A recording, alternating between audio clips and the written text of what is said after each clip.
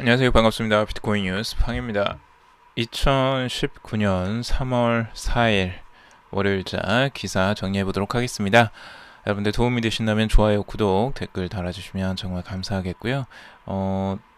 투자 정보는 참고사항일 뿐이니 여러분들 투자하실 때 꼭 스스로 판단하시고 결정하시길 바라겠습니다. 자, 오늘 뉴스 기사 우선은 비트코인 최고 33만 달러까지 치솟을 것이다 라고 한 암호화폐 분석가가 분석을 했는데요. 기분 좋게 시작해 보도록 할게요. 우선은 암호화폐 분석가 스카페이스라는 사람이 2일날 이제 트위터를 통해서 역사는 이제 되풀이되기 때문에 비트코인의 다음 강세장은 필연적이다라고 주장을 하고 있습니다. 비트코인이 70% 이상 폭락할 때마다 그 후에 5.1배에서 16.89배까지의 상승 반등이 있어 왔다라고 합니다. 그와 같은 일이 다시 일어난다면 다음 가격은 10만 2천 달러에서 33만 6천 달러라고 말을 했습니다. 어마어마하죠. 10만 2천 달러에서 33만 6천 달러. 지금 이제 항상 이게 역사적으로 반복되어 왔기 때문에 이렇게 예측하는 분석가들이 꽤 많이 있습니다. 그리고 이 주장을 이제 뒷받침하는 것이 이제 거래량이라고 하는데요. 비트코인 거래량이 증가세다라고 이야기를 하고 있습니다. 마티 그리스펀 이토로 애널리스트가 블룸버그의 인터뷰에서 한 내용인데, 비트코인의 거래량은 증가세라는 점과 1년 이상 보유하고 있는 사람이 많다는 점이 긍정적이다라고 했고요. 아직 약세장에 머물고 있긴 하지만 긍정적인 면이 많다라고 밝힌 바 있습니다. 이래서 이제 앞으로 이제 긍정적으로 바라보시는 분석가들이 많아지고 있다라고 보여집니다. 근데 지금 이제 역사적으로 계속 반복되어 왔기 때문에 이런 부분들을 5.1배가 올라갈지 16.89배가 올라갈지는 모르겠지만, 아무튼 하락이 있으면 상승이 있고 상승이 있으면 하락이 있다 라는 자연의 이치를 그냥 이야기를 해주는 것 같습니다.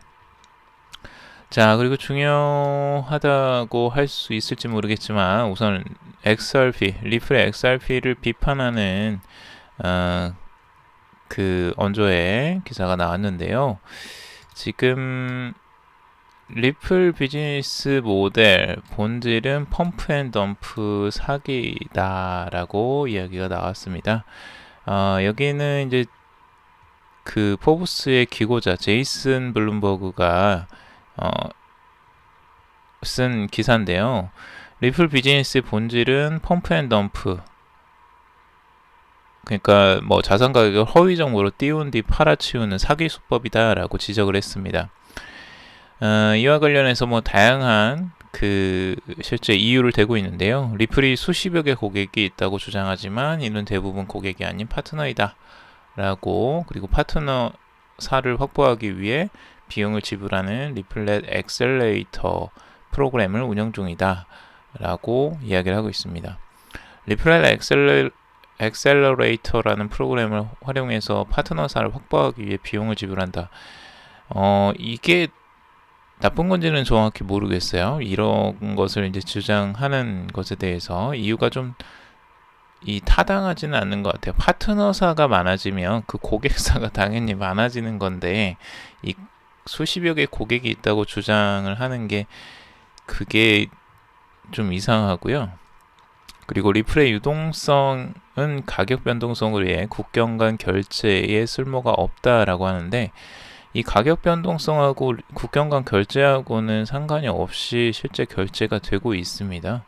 그래서 지금 현재 엑스커런트나 이런 것들은 실제 지금 현재도 쓰이고 있고요. 여러 가지 방법들이 있고 이 유동성에 상관없이 송금하는 지금 이제 리플의 방식도 있기 때문에 이것도 조금 애매하고요. 그리고 리플의 XRP가 증권이 아니라며 모호한 주장을 펼치지만 사람들은 이익을 위해 XRP를 매도할 것으로 예상되며 이내 XRP가 상식적으로 증권으로 분류된다는 의미다. 이것도 좀 말이 이상하죠. 그러면 모든 사람들이 이익을 위해 그 토큰을 매도할 걸 예상한다면 그건 다 증권으로 분류가 돼야 되나? 라는 거죠. 이 이유가 진짜 타당치 않은 이유들 많이 들고 있어요. 그리고 리플의 기술력이 스위프트 등 전통 결제 시스템을 능가할 수 있을지 아직 불분명하다. 아니, 불분명한 거는 이유가 안 되죠. 이거 자체적으로. 그리고 리플이 돈을 버는 방법은 오로지 XRP의 가격 상승뿐이며 XRP의 가격을 결정하는 요소는 내재 가치가 아닌 투자자들에 의한 인식된 가치다. 펌프 앤 덤프 사기는 이런 인식된 가치를 활용한다. 아니, 지금 이제 토큰 중에 실제적으로 사용하는 유저들이 이제 확산되어 가는 그것들이 어느 정도 가치 상승에 영향을 미치고 있는 게 지금 현실이죠.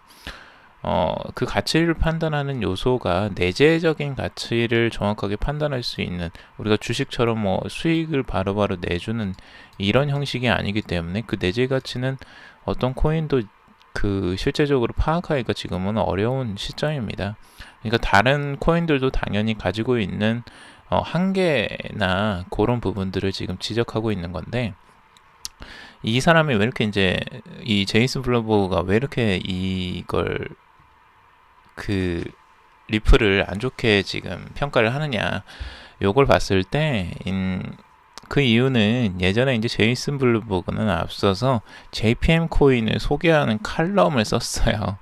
근데 여기에서도 리플이 본질적으로 사기라고 주장한 바가 있었어요. 자, 이걸 이제 살펴보면 알 수 있겠죠. JPM 코인과 리플이 지금 대적되는 관계에 있습니다. 그러니까 JPM 코인은 리플을 이제 적대 관계, 경쟁 관계라고 생각을 하는 거죠. 왜냐하면 JPM 코인은 JP모건에서 이제 나와서 실제 은행권에서 거래를 할 때에 사용하기 위한 코인으로 지금 하는 거고, 리플도 당연히 은행 간에 그리고 금융기관 간에 해외 송금을 하는 기본적인 송금과 결제를 하는 기본적인 역할이 있기 때문이죠. 그래서 리플을 이제 경제 상대로 하고 지금 그거에 대한 그 공격 기사죠. 공격 기사 어찌 보면. 그래서 그렇게 볼 수 있는 것 같습니다. 그래서 제이슨 블룸버그는 지금 JPM 코인을 띄우기 위해서 XRP를 깎아내리는 기사들을 지금 적극적으로 내세우고 있는 것으로 보여집니다. 경쟁에서는 항상 언론에서 이렇게 서로 치고받고 싸우기가 많이 마련이죠. 리플은 과연 이 경쟁을 어떻게 또 이겨낼지 한번 지켜볼만 하고요. 지금 나오는 이런 공격적인 기사들 별로 그렇게 영향가는 없을 것 같다. 제 생각에는 실질적으로 이게 확산되는 게 더 중요하지, 언론 플레이를 아무리 열심히 해도 그들이 쓰겠다고 하면 그걸 막기는 쉽지 않죠. 그래서 언론 플레이만 잘 하는 게 과연 이제 효과가 있을까? 아마도 이제 JP모건 쪽에서는 이런 언론 플레이를 계속 앞으로도 해 나갈 것으로 보여져요. 그래서 리플을 계속 공격하는 형식의 기사들이 나오지 않을까 예상이 듭니다. 자, 그리고 이더리움인데요. 이더리움의 콘스탄티노플과 세인트 피터스버그의 업그레이드가 성공했다라는 소식입니다. 이번에 그 이더리움 업그레이드가 진행이 됐고 아주 성공적으로 안착한 것으로 보여집니다. 무사히 블록 업그레이드가 됐고요. 그 다음에 이 개선을 통해서 이더리움 네트워크의 이제 거래 수수료 절감을 가져올 것으로 보여지고, 블록 보상이 계획대로 이제 감소할 예정이고, 난이도 폭탄도 다행히 지연시킬 수 있게 되었다라고 합니다. 지금 이제 포우 방식, 채굴형 포우 방식에서 포스 방식으로 이제 지분 증명 방식으로 전환될 가교 역할을 할 것으로 보여지고요. 앞으로 이더리움의 안정적인 성장이 보여지는데, 그래서 이제 그게 이제 안착이 되니까 비탈 부테린도 자신감 있게 인터뷰를 합니다. 자신감인지 자만심인지 모르겠지만 비트코인이 계산기라면 이더리움은 스마트폰이다 라고 이야기를 하고 있습니다. 결국에는 기능적으로 이제 비트코인은 제한되어 있는데 이더리움은 여러 종류의 애플리케이션을 실행하고 다재다능한 여러 기능들, 역할들을 할 수 있다라고 하는 거죠. 이더리움이. 뭐 실질적으로도 스마트 컨트랙트나 이런 기능들이 있기 때문에 이더리움의 기능은 뭐 다양하죠. 실질적으로 활용도도 넓고요. 그래서 뭐 일리가 있는 말이긴 합니다. 근데 비트코인과 이더리움을 뭐 경쟁 상대로 생각을 해야 되느냐, 꼭 그럴 수는 없는 것 같아요. 비트코인은 원래 그런 그 원천적인 브랜드 가치 그리고 최초라는 그 브랜드 가치가 있고, 실제 이더리움은 그 활용성, 확장성, 응용 가능한 점이 장점이죠. 자, 그리고 30개 중앙 예탁기관들이 암호화폐 수탁을 공부하고 있다라고 이야기를 하고 있습니다. 유럽과 아시아의 중앙 예탁기관, CSD들이 이제 디지털 자산 수탁 인프라를 구축하기 위해 어떻게 협업할지를 고심하고 있다라고 합니다. 이 예탁기관들이 지금 모여서 이제 회의를 하고 있는 건데요. 이게 재미나요. 예탁기관들이 예전에는 현금성 자산만 이제 뭐 증권 자산이나 이런 것들만 가지고 그런 걸 이용해 왔는데, 이게 이제 바뀌기 시작하는 거예요. 그래서 수십 년간 이제 주권을 예탁해온 예탁기관들이 보유한 지식과 기술을 암호화폐에도 적용할 수 있다. 그래서 암호화폐 투자자들은 프라이빗 키를 잃어버리면 코인을 영원히 되찾을 수 없기 때문이다 라고 이야기를 하고 있어요. 이게 이제 왜 이런 이야기가 나오느냐 하는 거죠. 여기서 모스크바 증권거래소의 러시아 예탁결제원의 혁신지원팀장 아르템 두바노프라는 이분이 여기서 이런 이야기를 합니다. 토큰화된 자산과 블록체인의 시대가 다가오고 있다. 예탁 결제기관의 역할에도 큰 변화가 생길 것이다. 예탁 결제기관들은 블록체인뿐만 아니라 실제 디지털 자산과 토큰화된 자산에도 주력하기로 했다라는 거죠. 자, 이게 이제 재미난 거예요. 예전에는 예탁기관들도 그냥 블록체인만 주구장창 그것만 있으면 된다, 아니면 그걸 배워야 된다라고만 생각했는데, 이게 한계가 아니라는 거죠. 그러니까 비트코인 그 블록체인만을 해서는 한계가 있고, 이 토큰화된 자산들이 지금 늘어나고 있고, 그걸 예탁하려고 하는 그 수요가 지금 늘어나는 거예요. 근데 그걸 하기 위해서는 결국에는 예탁결제 기관, 이런 예탁기관들에서는 디지털 자산을 받아줘야죠. 그러니까 그걸 할 수 있는 여러 가지 그 뭐 키 같은 것들, 프라이빗 키 같은 것들에 대해서 공부하지 않으면 안 되게 된 거예요. 그러니까 당연히 이 예탁 기관들도 암호화폐를 공부하는 거죠. 그래서 결국에는 이겁니다. 기관들도 당연히 따라올 수밖에 없는 트렌드가 돼버렸다. 그래서 예탁 기관들도 암호화폐를 이제 공부하고 받아들일 수밖에 없게 된 형식이 된 거예요. 그래서 굉장히 긍정적인 뉴스죠. 그래서 전반적으로 확산될 가능성이 굉장히 높아 보여요. 이런 걸 통해서 보자면. 그리고 트론의 하드포크 이후 트론 그리드 2.0 업데이트 런칭을 했다라고 하는데요. 트론의 업데이트가 아주 성공적으로 이루어졌고, 실제 이 개발자들의 비즈니스 및 분산형 애플리케이션에 더욱 에너지를 집중할 수 있도록 도울 것이다 라고 하고 있습니다. 그래서 이제 개발자들을 위한 디앱들을 확산시키기 위한 이제 업데이트가 계속 추진되고 있다 라고 하는 부분이고요. 그리고 미국 연준에서 스트레스 테스트 항목의 비트코인 가격 폭락을 추가 검토하고 있다라고 하는 겁니다. 미국 중앙은행이 연방준비제도입니다. 연방준비제도에서 금융기관의 재무 건전성을 평가하는데 이 스트레스 테스트라는 항목이 있습니다. 실제 이게 뭐냐면 금융 환경이 굉장히 안 좋아졌을 때를 대비하는 거예요. 그때의 이 금융기관들의 재무 건전성이 어디까지 버틸 수 있는가를 테스트하는 거죠. 그걸 스트레스 테스트를 했는데, 그걸 하는 요인들, 그러니까 뭐 유가가 갑자기 뭐 폭락하거나 폭등하거나 뭐 이런 전반적인 변수들을 넣고 그 스트레스 테스트라는 걸 하는 겁니다. 근데 여기엔 원래 들어가지 않았던 항목인 비트코인 가격 폭락이 추가로 검토된 거예요. 이게 무슨 얘기냐면 결국에는 비트코인 가격도 영향을 미칠 정도로, 그러니까 금융의 기관의 재무 건전성에 영향을 미칠 정도로 그만큼 중요해졌다라는 거죠. 의미가 있는 거죠. 왜냐하면 금융기관들에서도 이제 비트코인의 가격에 영향을 받는 금융기관들이 늘어났다는 거고, 그걸 인정하는 거예요. 그 연방준비제도에서, 미국의 중앙은행입니다. 연방준비제도에서 이걸 인정했다라는 건 비트코인을 인정한 거예요. 결국에는 비트코인의 가격은 결국엔 금융기관에도 영향을 미칠 수 있을 정도로 그 영향력이 커졌다는 걸 인정하는 거죠. 그러면 금융기관들도 그만큼 비트코인을 가지고 있을 확률이 높겠죠.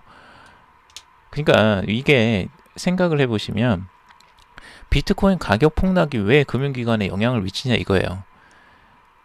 가격에 영향을 미치는 거는 결국에는 이 자산 중에 비트코인이 분명히 있기 때문에 이 가격 폭락이 영향을 미치는 거거든요. 괜히 영향을 미치는 게 아니죠. 그래서 결국엔 비트코인은 어느 정도 가지고 있다라는 부분, 금융기관들이 가지고 있다라는 부분, 지금 계속 그걸 매집하고 있는 과정이기 때문에 이걸 생각하는 거죠. 굉장히 중요한 부분이죠. 자, 그리고 조셉 영, 암호화폐 약세장에 이제 투자하기 좋은 시기다. 유명 암호화폐 애널리스트 이제 조셉 영인 이번에 이제 트위터를 통해서 이야기한 건데요. 암호화폐 약세장은 강세장 때보다 투자하기 더 적합한 시기다라고 이야기를 하고 있습니다.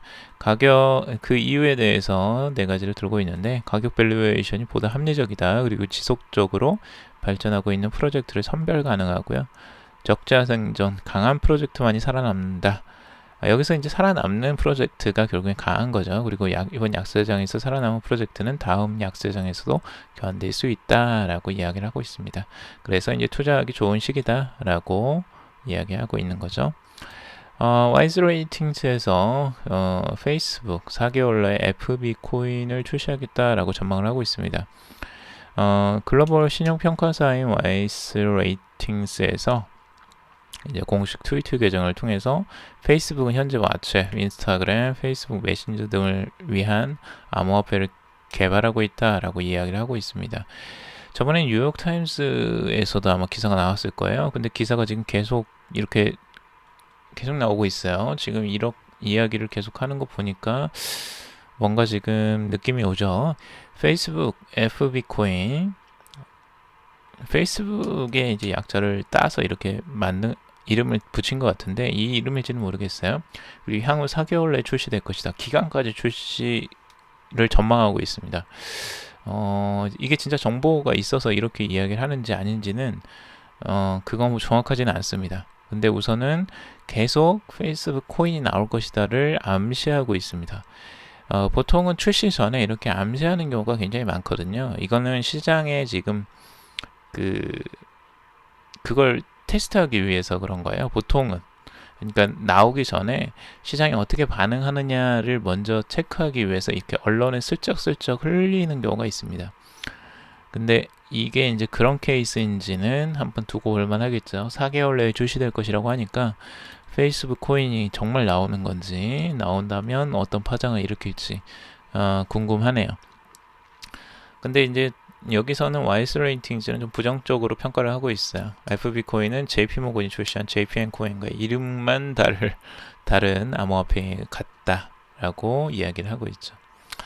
이 경우에 이제 페이팔을 사용하는 편이 낫다라고 평가를 하고 있는데 어떻게 진행될지 한번 지켜보시고요. 다음에 또 페이스북에 관련된 또 코인이 나오면 소식 자세히 전해드리도록 하겠습니다. 오늘 소식 들어주셔서 정말 감사하고요. 다음에 더 유용하고 재미난 소식 가져오도록 하겠습니다. 도움이 되셨다면 좋아요, 구독, 댓글 달아주시면 정말 감사하겠고요.